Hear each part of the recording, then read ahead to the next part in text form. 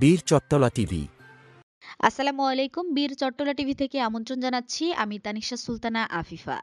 ৭ March বিএনপির ভারপ্রাপ্ত chairman জননেতা জনাব তারেক রহমানের ১৯তম কারাবন্দী দিবস। ২০০৭ সালের ৭ মার্চে আজকের এই দিনে কোনো পরোয়ানা, মামলা, জিডি এমনকি সুনির্দিষ্ট কোনো অভিযোগ ছাড়াই বিতর্কিত সেনা সমর্থিত মঈনুদ্দিন ও ফখরুদ্দিন সরকার জরুরি বিধিমালায় গ্রেপ্তার করেন জননেতা জনাব তারেক রহমানকে।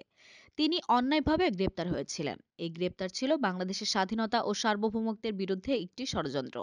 গ্রেপ্তারের পরে জনাব তারেক রহমানকে নানা ধরনের শারীরিক ও মানসিক নির্যাতন করে গণতন্ত্র ধ্বংসের ষড়যন্ত্রকারীরা থেমে থাকেনি, বরং তাকে পুলিশ রিমান্ডে নিয়ে এবং কারাগারের অন্ধ প্রকোষ্ঠে নিষ্ঠুর নির্যাতনের সম্মুখীন করা হয়।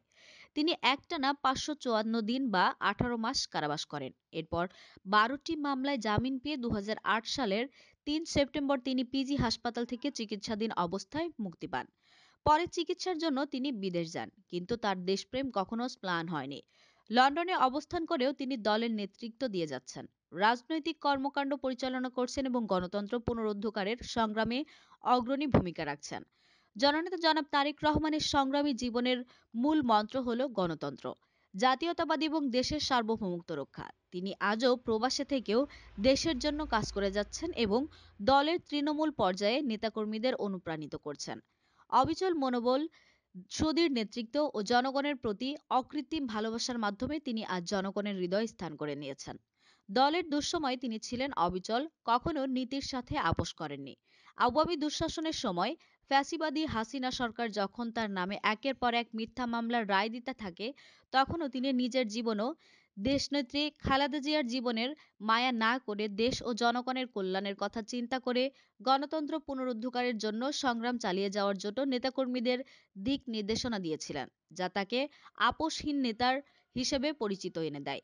বর্তমান বিএনপির তৃণমূল থেকে সর্বোচ্চ নীতি নির্ধারণী পর্যায়ে পর্যাপ্ত জননেতা জনাব তারেক রহমানের নেতৃত্ব প্রত্যাশা করে, তাই তো তারেক রহমানের কাছে নেতাকর্মীদের চাওয়া গণতন্ত্র পুনরুদ্ধারের সুস্পষ্ট ও বাস্তবসম্মত আন্দোলন কর্মসূচি।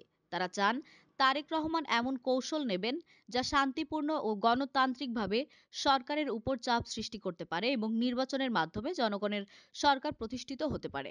আমাদের আরও খবর পেতে চোখ রাখুন বীর চট্টলা টিভি থেকে। ফেসবুকে ফলো, ইউটিউবে সাবস্ক্রাইব করুন।